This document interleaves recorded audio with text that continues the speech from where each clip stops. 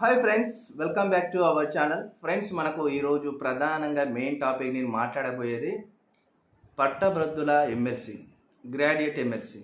ఇది కరీంనగర్, ఆదిలాబాద్, నిజామాబాద్, మెదక్ ఈ 4 ఉమ్మడి జిల్లాలలో మనకు ఈ ఫిబ్రవరి 27వ తారీఖు పట్టభద్రుల ఎలక్షన్ పోలింగ్ స్టార్ట్ కాబోతుంది. పోలింగ్ డేట్ ఫిబ్రవరి 27. అయితే దీనికి మనం ఎప్పటి నుండో నేను మాట్లాడాలి, దీనిపైన ఒక వీడియో చేయాలి. ఎందుకంటే ఈ పట్టభద్రుల ఎమ్మెల్సీ పైన ఎందుకు మాట్లాడాలి అంటే, శాసన మండలిలో మన గ్రాడ్యుయేట్ పట్టభద్రుల తరపున ఉత్తర తెలంగాణ నుండి ఒక్క ఎమ్మెల్సీ, ఇటు దక్షిణ తెలంగాణ అయిన నల్గొండ, వరంగల్, ఖమ్మం ఈ 3 జిల్లాల నుండి తీర్మార్ మల్లన్న పట్టభద్రుల ఎమ్మెల్సీకి వెళ్ళి నిలుచొని ఆయన శాసన మండలిలో ఇప్పుడు ప్రస్తుత కాంగ్రెస్ పార్టీ బలపరిచిన ఎమ్మెల్సీ అభ్యర్థిగా ఉండి జీవో నెంబర్ 46 పైన మాట్లాడలేదు, అదేవిధంగా జీవో నెంబర్ 29 పైన మాట్లాడలేదు, 317 జీవో పైన మాట్లాడలేదు. ఎలాంటిది కూడా మాట్లాడకుండా కాంగ్రెస్ తొత్తై ఉండి మళ్ళీ ఇప్పుడు ఏదో బీసీ వాదం ముందట వేసుకొని ముందరకు నడుస్తుండు. ఆయన లేదని చేసుకుంటుండు, ఆయన పక్కన పెడదాం.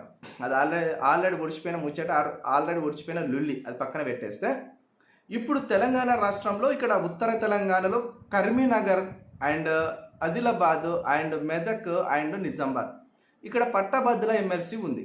ఈ పట్టభద్రుల ఎమ్మెల్సీలో కాంగ్రెస్ పార్టీ బలపరిచిన అభ్యర్థి వి నరేందర్ రెడ్డి, ఆల్ఫోర్స్ విద్యా సంస్థల అధినేత, సూపర్ కార్పొరేటివ్ శక్తిగా ఎదిగి విద్యా వ్యవస్థనే శాసించగలుగుతున్న ఒక మహాశక్తివంతమైన కార్పొరేటర్ భూతం.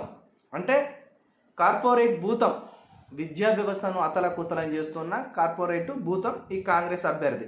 ఓకే, బీజేపీ అభ్యర్థి ఉన్న అంజిరెడ్డి కూడా కార్పొరేట్ వ్యవస్థే, ఆయన కూడా అంతే.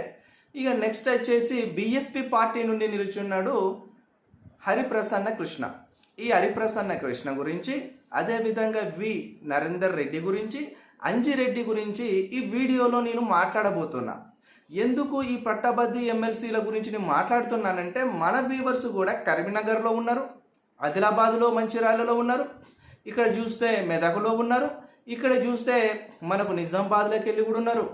ఆల్మోస్ట్ 33 జిల్లాలకు వెళ్ళి నా వ్యూవర్స్ నా ఛానల్ ఆల్మోస్ట్ కనెక్ట్ అయిపోయింది. డిఎస్సి నోటిఫికేషన్ అప్పటికెళ్ళి 33 జిల్లాలలో ఉండే నిరుద్యోగ అభ్యర్థుల గుండె లోతులోకి వెళ్ళిపోయింది నా ఛానల్. మెయిన్గా తెలంగాణ రాష్ట్రంలో 30 లక్షల మంది నిరుద్యోగులు ఉన్నారు. చాలా యాక్టివేట్గా, అంటే ఏ నోటిఫికేషన్ పడ్డా కూడా కూర్చొని పుస్తకాలు పట్టుకొని చదివే నిరుద్యోగులు వచ్చేసి 10 లక్షల లోపు, అంటే 5 లక్షల మంది బరాబర్ ఉంటారు ఏ నోటిఫికేషన్ అయినా కానీ. అయితే తెలంగాణ రాష్ట్రంలో ఈ కరీంనగర్ నియోజకవర్గంలో పట్టభద్రుల ఎమ్మెల్సీలో చాలామంది మిత్రులందరూ కూడా కాంగ్రెస్ సైడ్ మొగ్గు చూపే ప్రమాదం చాలా ఉంటుంది. ఎందుకంటే ఆయన ఒక కార్పొరేటివ్ వ్యవస్థ నడుపుతున్న విద్యా సంస్థల అధినేత కాబట్టి ఓటుకు 5,000 పెట్టుకొని గెలుస్తాడు అనేది ఒక పుకారు లేచింది.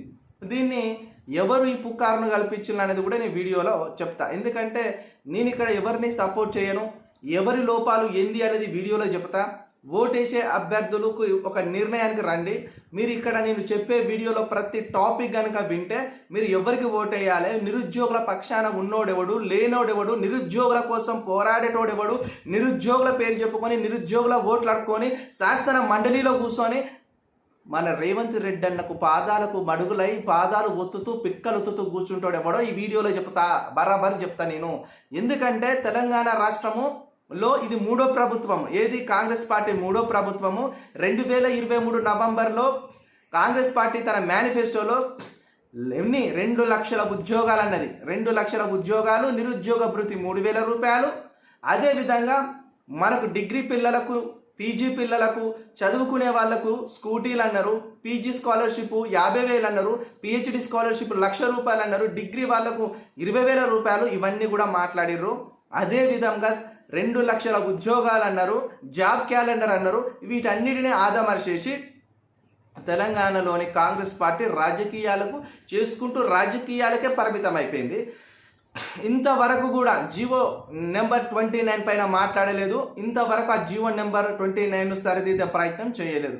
అయితే ఇక్కడ గ్రాడ్యుయేట్ ఎమ్మెల్సీ కరీంనగర్లో ఉండే నా యొక్క నిరుద్యోగ మిత్రులారా, మీరు ఇప్పుడు జరుగుతున్న రాజకీయంలో తెలంగాణ రాష్ట్రంలో కాంగ్రెస్ ప్రభుత్వము నిరుద్యోగులను గద్దెక్కించే వరకు, నిరుద్యోగులు ఓటేసి కాంగ్రెస్ ప్రభుత్వాన్ని గద్దెక్కించేంత వరకు ఏ విధంగా నిరుద్యోగుల వాయిస్తోని ముందుకు నడిచి నిరుద్యోగులందరినీ కూడా తన హక్కున చేర్చుకొని బస్సు యాత్రలని చేపట్టి కాంగ్రెస్ పార్టీ అధికారంలోకి వచ్చే ముందు తన మేనిఫెస్టోలో చెప్పిన ప్రతి అంశాన్ని కులంకుశలంగా నెరవేరుస్తామని చెప్పి ఇంతవరకు కూడా జీవో నెంబర్ 46ను, జీవో నెంబర్ 29ను, మిగతా 2 లక్షల ఉద్యోగాల భర్తీని, అదేవిధంగా జాబ్ క్యాలెండర్లోని లెక్క ఇంతవరకు బీసీల కులగణన పూర్తి స్థాయిలో చేయలేదు.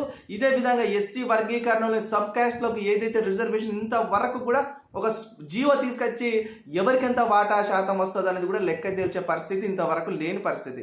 ఇన్ని ఉన్నాయి తతంగాలు. ఇంకా నేను మాట్లాడేది చాలా ఉన్నది, కానీ వీడియో చాలా లెంతీగా అయితే అని షార్ట్కట్లో సబ్జెక్టు చెప్పుకుంటూ వస్తున్నా, మీరు దీన్ని గమనించండి. మెయిన్గా వి నరేందర్ రెడ్డి ఒక విద్యా సంస్థల చైర్మన్. ఆయనే చాలా కార్పొరేట్ శక్తి, డబ్బు దోచుకోవడమే తన యొక్క ఎజెండా. విద్య మీద పెట్టుబడి పెట్టి విద్యా సంస్థలు స్థాపించి విద్యను నమ్ముకొని దాన్ని వ్యాపారం చేసుకొని కోట్లు సంపాదించుకోవడం అతని ఆలోచన. అంజిరెడ్డి ఆలోచన అదే. హరిప్రసన్న కృష్ణ ఇప్పుడు గెలుస్తాడంట, ఆయనకు ఓటు వెయ్యాలంట. ఆయనకు ఎందుకు ఓటు వేయాలి, ఎందుకు వేయకూడదు అనేది మాట్లాడతాను. టార్గెట్ ఇక్కడ హరిప్రసన్న కృష్ణ. నేను ఆ పై ఇద్దరిని మాట్లాడాను, ఎందుకంటే వాళ్ళు ఆల్రెడీ రెడ్డోళ్ళు, వాళ్ళు ఆల్రెడీ దోపకందారులు, వాళ్ళు ఆల్రెడీ కార్పొరేట్ వ్యవస్థలో ఉండి మొత్తంగా విద్యను వ్యాపారం చేసి బ్రతకటోళ్ళు. వాళ్ళ గురించి ఏ గ్రాడ్యుయేట్కి అడిగినా కానీ తెలిసిపోతుంది వాళ్ళ గురించి. కానీ హరిప్రసన్న గురించి మాట్లాడాలి. హరిప్రసన్న ఇంతకుముందు ఏ పార్టీలో ఉండండి, ఏ పార్టీలా? కాంగ్రెస్ పార్టీలో ఉన్నాడు కదా. కాంగ్రెస్ పార్టీ టికెట్ ఇవ్వకపోతే బీజేపీ దగ్గర, కాంగ్రెస్ పార్టీ టికెట్ ఇవ్వకపోతే బీజేపీ దగ్గర పోయాడు. బీజేపీ వాడు టికెట్ ఇవ్వకపోయేసరికి బీఆర్ఎస్ దగ్గర పోయాడు. బీఆర్ఎస్ వాడు మేము ఈసారి ఎమ్మెల్సీ ఎన్నికల్లో కాంటెస్ట్ చేయడం లేదు, మేము చేస్తలేము, మేము ఎవరి అభ్యర్థిని ప్రకటించుకుంటలేము, మేము న్యూట్రల్గా ఉన్నామని చెప్పేసరికి బయటికి వచ్చి ఎక్కడికి పోయిండు, మళ్ళీ బీఎస్పీ దగ్గర పోయిండు. బీఎస్ పోడు వాడికి గది లేదు, దిక్కు లేదు. బీఎస్ పోడు ఏం చేసిండు, హరిప్రసన్నను ముందర పెట్టుకున్నాడు, హరిప్రసన్నను బలపరుచుకున్నాడు పార్టీ అభ్యర్థిగా. బలపరుచుకున్న తర్వాత ఏమైంది, నేను 18 సంవత్సరాల సర్వీస్ ఉండగానే నేను డిగ్రీ కాలేజ్ లెక్చరర్గా నేను ఆదిలాబాద్ జిల్లాలో నా ఆత్మ ఉంటుంది. నేను ఇక్కడ మట్టిలోనే నేను కలిసిపోతాను, ఎందుకంటే నా ఫస్ట్ పోస్టింగ్ కరీంనగర్, తర్వాత ఆదిలాబాద్, ఇలా మాట్లాడుతూ ఉంటాడు. నేను ఒకటి హరిప్రసన్న కృష్ణ మాట్లాడతాను. నేను బ్రదర్, నువ్వు మొన్నటిదాకా డిఎస్సి అభ్యర్థులకు పోస్ట్పోన్ చేయి, మాకు టైం సరిపోతలేదు 2024 జూలైలో డిఎస్సి అభ్యర్థులందరూ రోడ్డెక్కి హైదరాబాద్లో లొల్లి చేస్తా నువ్వు ఎవరి తరపున పోయి రేవంత్ రెడ్డి అని కలిసినావు? నువ్వు గ్రూప్ 1, గ్రూప్ 2, గ్రూప్ 3 అభ్యర్థులకు సంబంధించిన వాళ్ళ దగ్గర పోయి వాళ్ళందరూ వేసుకొని పోయి రేవంత్ రెడ్డి అనే దగ్గర పోయి గ్రూప్ 2కు టైం సరిపోతలేదు, పోస్ట్పోన్ చేపియు. అదే విధంగా గ్రూప్ 2లో పోస్టులు కలుపుమని మాట్లాడి మన వాళ్ళందరినీ రిప్రజెంట్గా పంపిస్తే నువ్వు మాట్లాడినావా? నువ్వు ఏమున్నా నీ యొక్క పబ్లికేషన్లో పుస్తకాలు అమ్ముకొని కోర్టులోకి పడగెత్తినావు. నీకు ఉద్యోగమో లెక్కనా? డిగ్రీ కాలేజ్ ఉద్యోగం నీకు లెక్కనా? కోట్లు సంపాదించేటోడికి ఒక 50 నుంచి 70 వేలు వచ్చే జీతం ఒక లెక్కనా అండి? మీరు చెప్పండి మిత్రులారా. సెంటిమెంట్ రగిలిస్తాడు, బీసీ వాదం రగిలిస్తాడు, ఆయన కూడా ఒక పెద్ద దోపకందారు, ఆయన కూడా జంపింగ్ చెప్పాంగు ఇతర పార్టీలో లాగానే ఆయన కూడా కాంగ్రెస్లోకి వెళ్ళి బయటకు వచ్చి బీజేపీ టికెట్ ఇస్తాడా అయ్యడా అనుకున్నాడు. కాంగ్రెస్కి వెళ్ళి బయటికి రావడానికి ప్రధాన కారణం వి నరేందర్ రెడ్డికి టికెట్ ఇస్తాడు. అక్కడ హరిప్రసన్నకి టికెట్ ఇవ్వబోయేసరికి హరిప్రసన్న కాంగ్రెస్కి వెళ్ళి బయటకు వచ్చిండు. ఒకవేళ వి నరేందర్ రెడ్డి అంటే నాకు టికెట్ ఇవ్వబోతే ఇక హరికృష్ణ ఎక్కడ ఉండేటాడు? కాంగ్రెస్ పార్టీలో ఉండేటోడే కదా. కాంగ్రెస్ పార్టీతో రేవంత్ రెడ్డిని ఎన్నిసార్లు కలిసిండు, ఎన్నిసార్లు రేవంత్ రెడ్డి దిక్కు తిరిగిండు.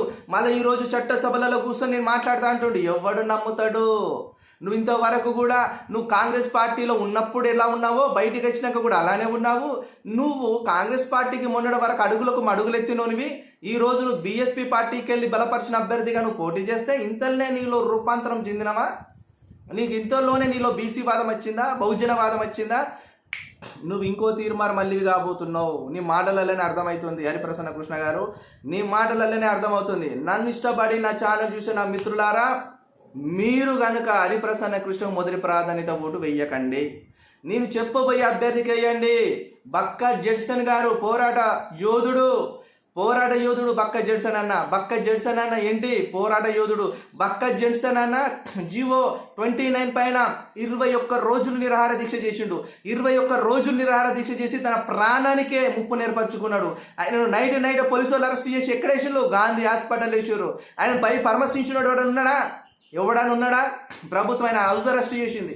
పాపం బక్క జెడ్సన్ అన్నకు నడవ రాకున్నా జీవో నెంబర్ 46 అభ్యర్థుల కోసం పోట్లాడిండు. గ్రూప్ 1 పైన జరుగుతున్న రిజర్వేషన్ల పైన ఎస్సీ బీసీ మైనార్టీలకు జరుగుతున్న అన్యాయం పైన మాట్లాడిండు.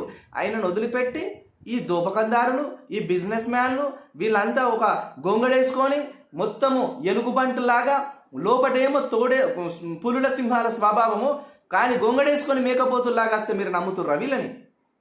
బక్క జెడ్సన్ అన్న చేసినంత ఉద్యమాలు చేసిన హరిప్రసన్న కృష్ణ ఏడబడినాడు ఇన్ని రోజుల హరిప్రసన్న కృష్ణ. ఒక కార్పొరేట్ శక్తికి, ఒక మామూలుగా అధ్యాపకుడికి ఇక్కడ జరుగుతున్న పోరాటం అని వాయిస్ పెంచుకొని మాట్లాడితే ఎందుకు నమ్ముతారా? కరీంనగర్, మెదక్, నిజామాబాదు, ఆదిలాబాదు అభ్యర్థులారా, నేను చెప్తున్నా, ఈ రోజు ₹1 యాప్ ఇస్తుండు కావచ్చు మీకు. ఆయన యాప్లో 5 లక్షల మంది ఉంటారు. ఒక్క రూపాయితో కొన్న 5 లక్షల బాబు ఆయనకు ఉచితంగా ఇస్తాడేమో. ఏ దానికోసం ఇస్తుండు? ఓటు కోసం. ఓటు 5,000 పెట్టి మీ నరేందర్ రెడ్డి కొంటే మీ ఓటును ఉచిత యాప్ ఇచ్చి తీసుకుంటుండే మీ ఓటును. మీరు ఓటు వేసేది ఆయనకి.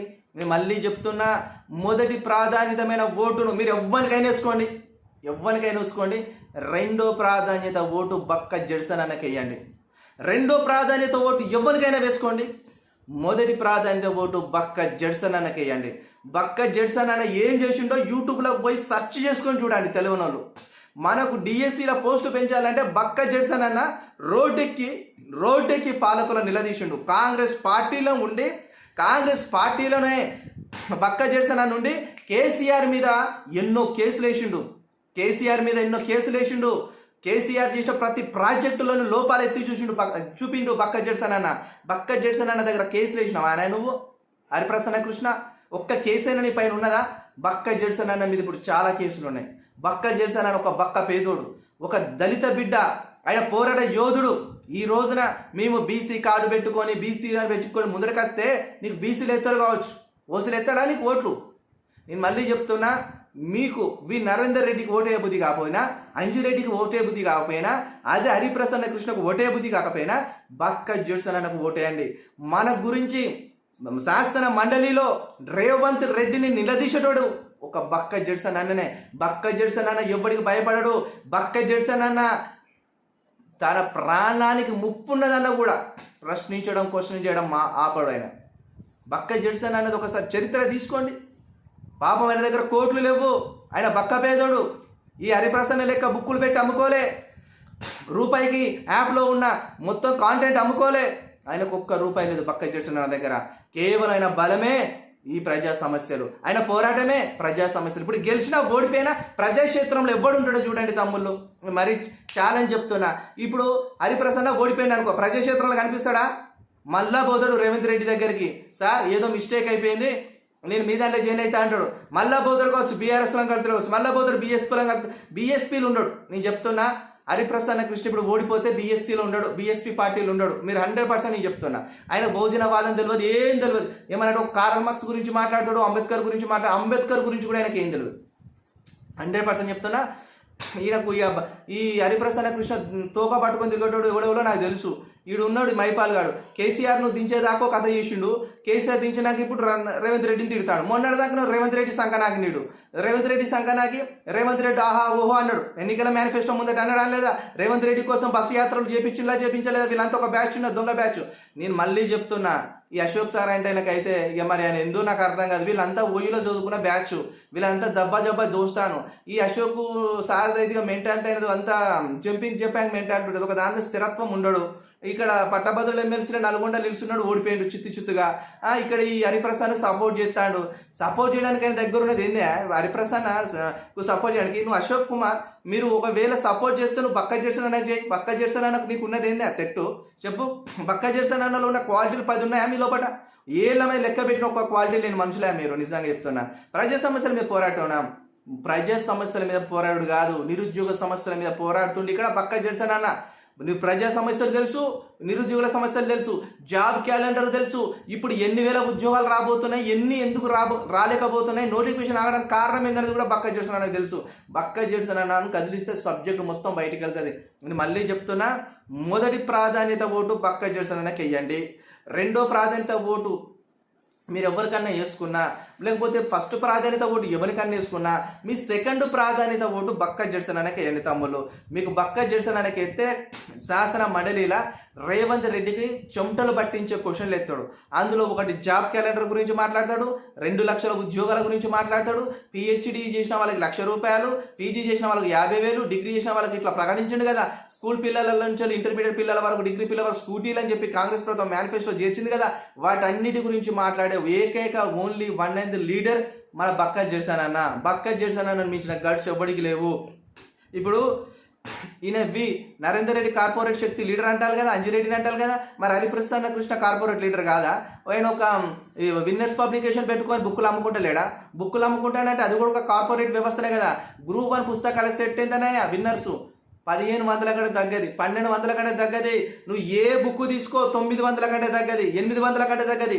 ఇన్ని సంవత్సరాలు 2012-13కి వెళ్ళి పుస్తకాలు అమ్ముకుంటాడు ఇప్పటి వరకు కొన్ని వేల కోట్లు సంపాదించిండు. ఆయన ఎందుకు మీరు నమ్ముతారు?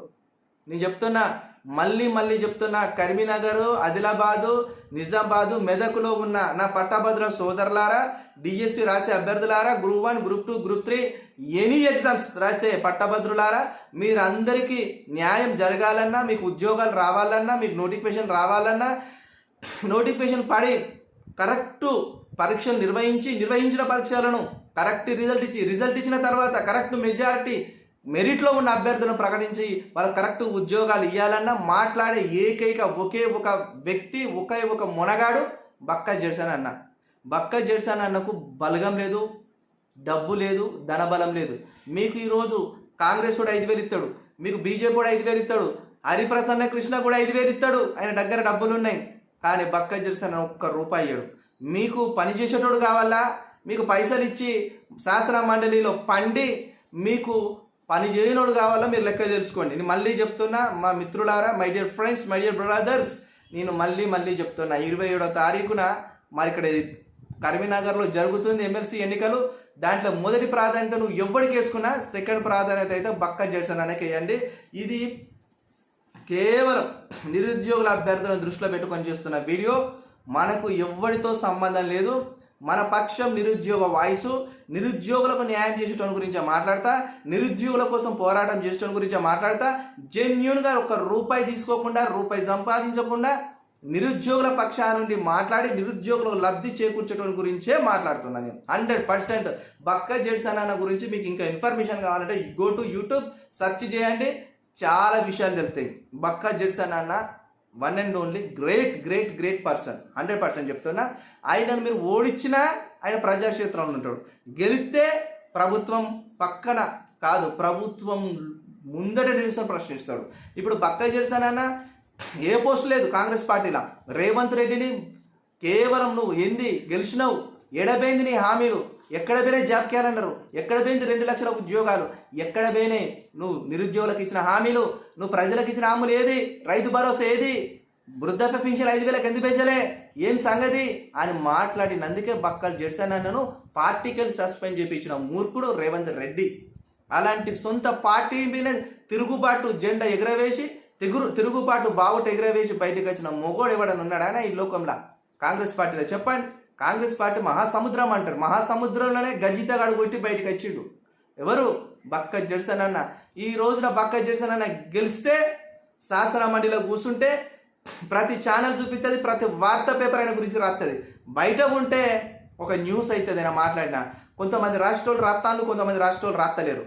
బక్క జెడ్సన్ అన్న చేసిన పోరాటాలు అంత ఇంత కాదు, ఆయన చెప్పుకొని ఎన్నో ఉన్నాయి, చెప్పుకునేవి చాలా తక్కువ ఉన్నాయి. నేను బక్క జెడ్సన్ గురించి బాగా స్టడీ చేసిన తర్వాతనే మాట్లాడుతున్నా. నేను మళ్ళీ చెప్తున్నా, హరిప్రసన్న కృష్ణ ఓట్లు లేకండి, నరేందర్ రెడ్డికి ఓట్లు లేకండి, అంజిరెడ్డికి ఓట్లు లేకండి, కేవలం బక్క జెడ్సన్ అన్న ఓటేయండి. పట్టాభద్రులరా, నాకు తెలుసు మీరు హరిప్రసన్న కృష్ణను ఓడిస్తాను, నాకు తెలుసు. ఖచ్చితంగా బక్క జెడ్సన్ అన్నకైతే ఓట్లేయండి.